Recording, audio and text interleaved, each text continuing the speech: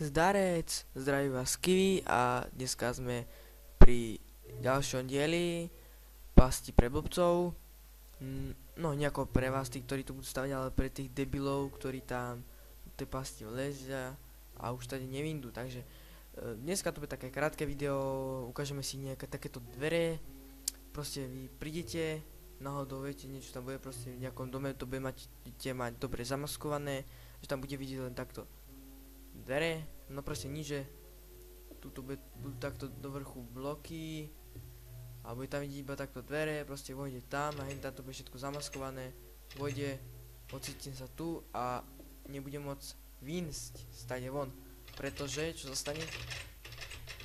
A trošku seknuté, ale proste vidíte, nemôžeme sa dostať von, takže my si vylietneme, lebo nie sme takí blbí ako tí blbci.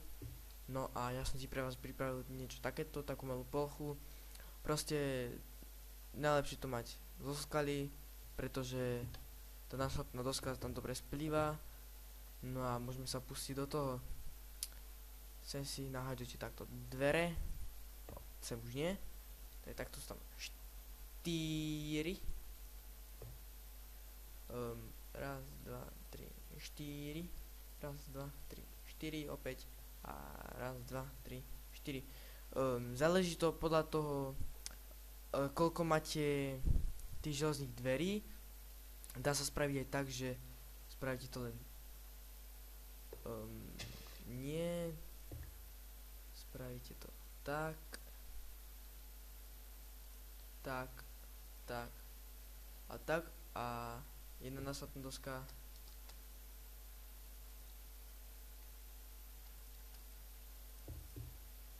Takto si to, ale nie, sem. A nejak takto si to tu zahodíte. Proste by vám sa tak nevylezol.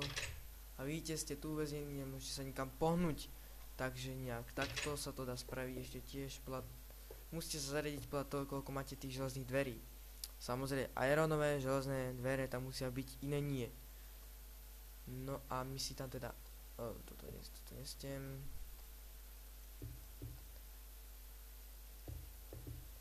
No, takto si to zabarikadujeme, všetko aj z vrchu, na komplet.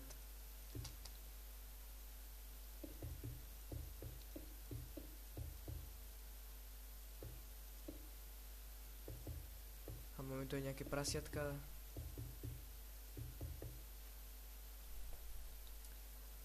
Čo sa týka novej verzie Minecraftu 1.6, sa teším, pretože bude sranda, budem natáčať videá. No a uvidíme, ako to dopadne so všetkým. Takže naša pasť je hotová. Zase sa nemôžeme dostať von, takže funguje to pre úplných dement nejakých blbcov, ktorí na to naletia, je to vhodná pasca. No a s tým sa lúčim, s touto pascou. Dúfam, že som vám nejako pomohol. Takže ocenil by som nejaký ten like, aj odber. No a ja sa s vami lúčim. Čaute.